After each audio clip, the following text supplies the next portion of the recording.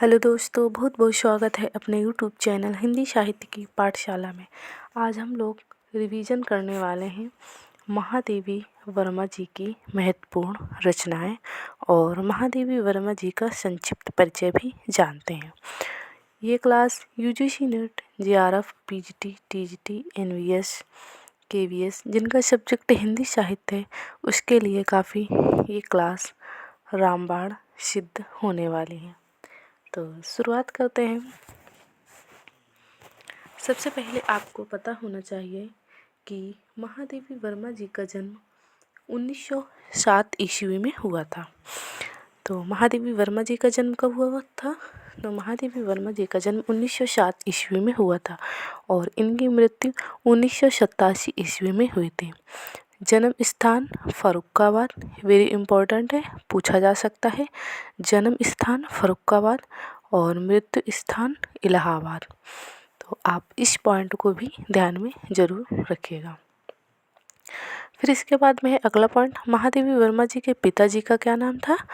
तो इनके पिताजी का नाम था गोविंद प्रसाद। क्या था? गोविंद प्रसाद। फिर इसके बाद में अगला पॉइंट है कि निहार की भूमिका किसने लिखी थी? तो निहार की भूमिका हरिऔध जी ने लिखा था। तो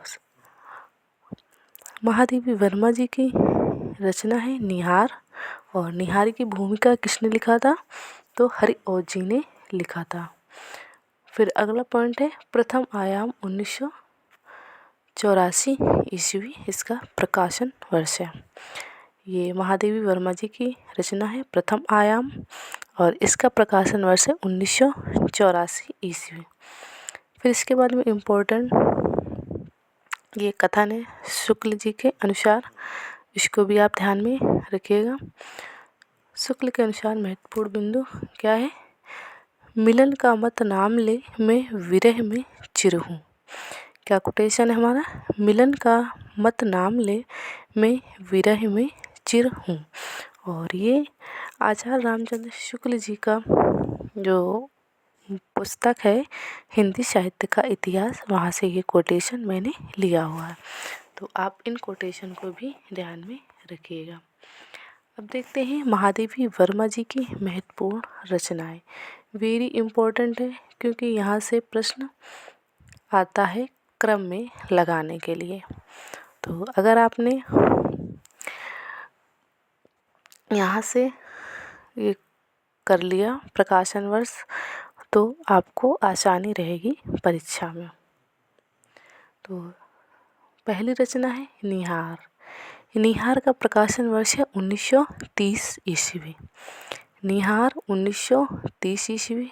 फिर इसके बाद में रश्मि। रश्मि का प्रकाशन वर्ष है 1932 ईस्वी। फिर रचना है महादेवी वर्मा जी की नीरजा। नीरजा का क्या प्रकाशन वर्ष है? 1934 ईस्वी। फिर अगली रचना है शांत गीत। शांत गीत का प्रकाशन वर्ष है 1936 ईस्वी। फिर इसके बाद में यामा। यामा का प्रकाशन वर्ष है 1940 ईस्वी। निहार 1930 ईस्वी। रश्मि 1932 ईस्वी। नीरजा 1934 ईस्वी।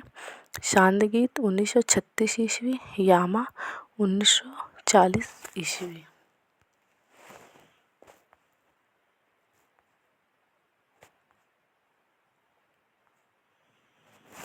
फिर इसके बाद में तो यामा का क्या प्रकाशन वर्ष है? 1940 ईस्वी। दीपशिखा, वेरी इम्पोर्टेंट रचना है महादेवी वर्मा जी की दीपशिखा। दीपशिखा का प्रकाशन वर्ष है 1942 ईस्वी। फिर इसके बाद में है सप्तपर्णा। सप्तपर्णा का प्रकाशन वर्ष है 1960 ईस्वी। फिर अगली रचना है प्रथम आयाम। इसका प्रकाशन वर्ष हमने अभी देखा है 1984 ईस्वी। फिर इसके बाद में है अग्नि रेखा। अग्नि रेखा का प्रकाशन वर्ष क्या है? 1990 ईस्वी।